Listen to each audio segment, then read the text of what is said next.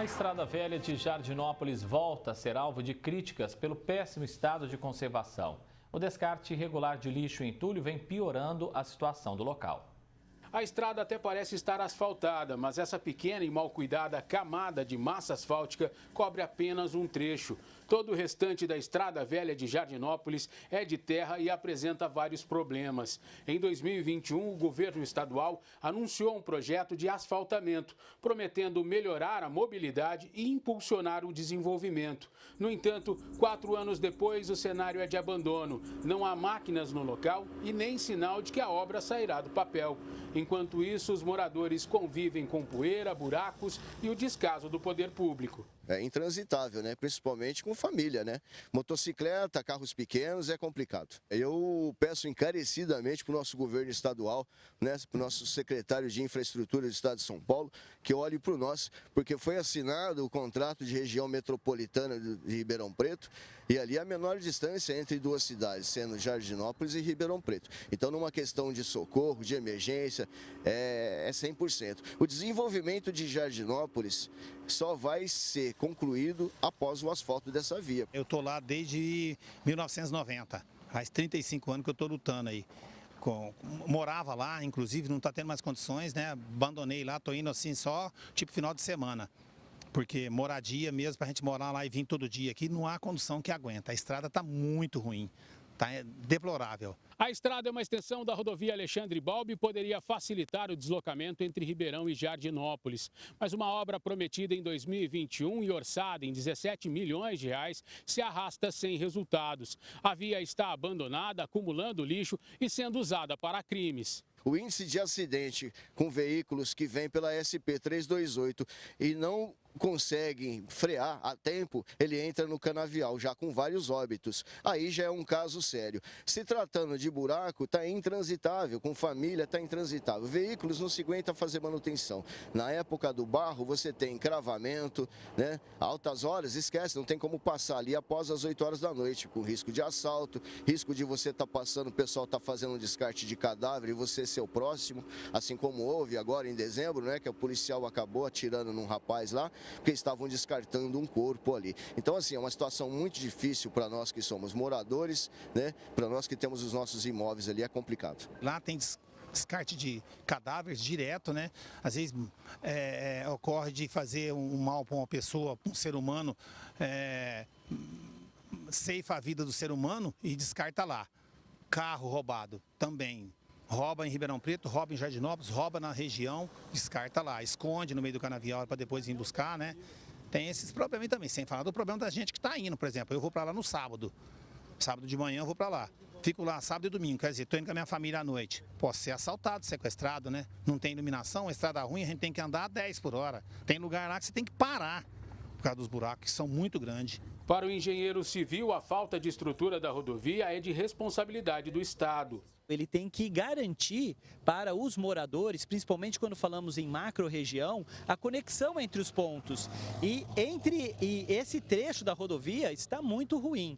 Então, não há uma explicação para deixar desse jeito. Então, a demanda diz que sim, eu preciso melhorar, eu preciso dar plenas condições, né? A gente vê que não existe nenhum tipo de sinalização viária, já não tem. Então, o Estado, ele precisa dar um pouco mais de atenção e vir e fazer as obras necessárias para recuperar e transformar essa rodovia, esse trecho, em um ponto de conexão seguro para os moradores. Além do impacto no trânsito, o abandono afeta diretamente os moradores. O acúmulo de lixo e entulho, somado à falta de segurança, transformou a estrada em um local perigoso. O que poderia ser uma ligação importante, usada inclusive por ciclistas, motociclistas, poderia ser uma ligação muito importante da cidade, acaba se tornando isso, acaba se tornando um local onde a criminalidade e até as pessoas que usam esse espaço para depositar lixo, e aqui não é um lixão, não é um local para despejo de entulho, mas acaba se tornando porque o cidadão olha, vê que não tem fiscalização, vê que está em estado de abandono e ele se acha no direito também de usar esse espaço da forma errada. Então, quando o Estado abandona, as pessoas acabam abandonando também.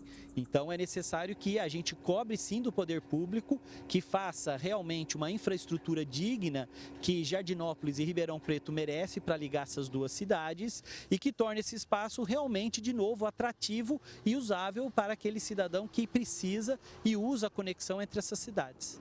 Welton Garcia para o Jornal da Clube.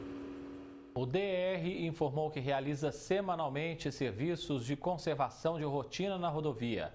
Os serviços incluem a manutenção da pista, áreas verdes na faixa de domínio, das placas de sinalização, dos sistemas de drenagem e limpeza. O órgão disse ainda que estuda a pavimentação de trechos em terra em toda a malha. Para a gente repercutir ao vivo todas essas informações, conosco no nosso núcleo de jornalismo está o advogado Dr. Vinícius Bugalho. Olá, doutor, bem-vindo aqui, prazer falar com o senhor mais uma vez.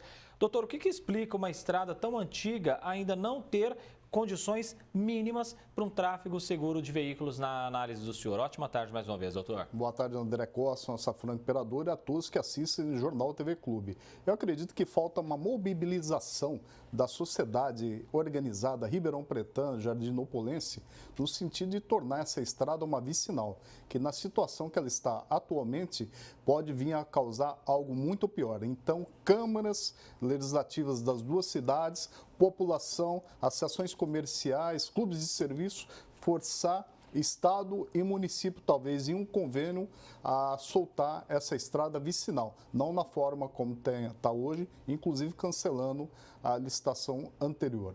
Está faltando um pouco mais de empenho, então, né, doutor? E até de articulação política para levar esse projeto adiante, né? Força de vontade. Pegar o deputado que mais teve votação na cidade e falar: deputado, chegou o momento de você fazer jus a seus votos e simplesmente comparecer aqui e forçar a cancelar essa licitação, que o preço está muito alto, 18 milhões, colocar essa licitação no patamar, vai sair essa estrada, segundo especialistas, que eu consultei hoje, em 24 milhões, uma vicinal, e com isso, em 6 a 7 meses, eles têm uma vicinal com toda a sinalização de segurança e talvez tragédias não ocorram no pequeno, médio ou longo prazo, que aparentemente, transitando esses carros, veículos, pequenos sitiantes na região, pode acontecer uma tragédia, como aconteceu recentemente. E é justamente esse ponto que eu já queria tocar agora, doutor. Tivemos a tragédia recente com ônibus de estudantes ali na Valdir Canevari, entre São José da Bela Vista e Nuporanga.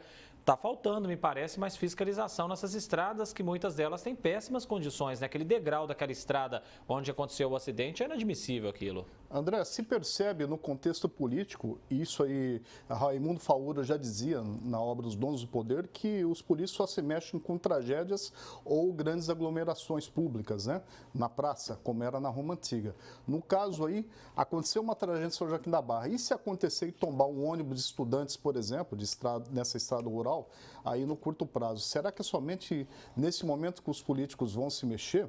Já vimos aí que, além das perdas, infelizmente, no caso do São Joaquim da Barra, o governo do estado descumpriu os artigos 111 e 180 da Constituição Estadual ao não fazer um nivelamento da estrada entre Nuporanga, São José da Bela Vista e Franca.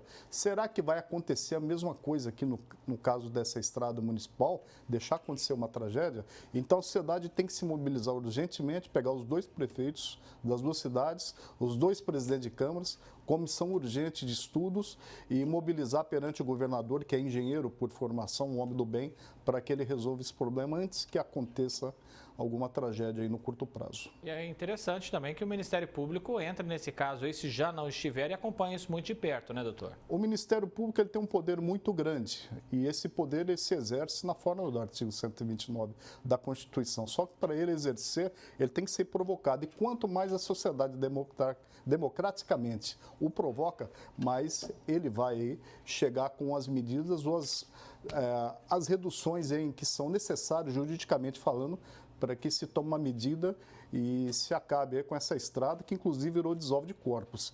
Em maio de 2022, a TV Clube já tinha feito uma matéria e o erro permanece. É o momento da sociedade provocar o MP e provocar os políticos aqui da região. Doutor Vinícius Bugalho, advogado, sempre um prazer tê-lo aqui com a gente, nos ajudando a esclarecer esses fatos. Um abraço e até mais, doutor. Um abraço, até mais.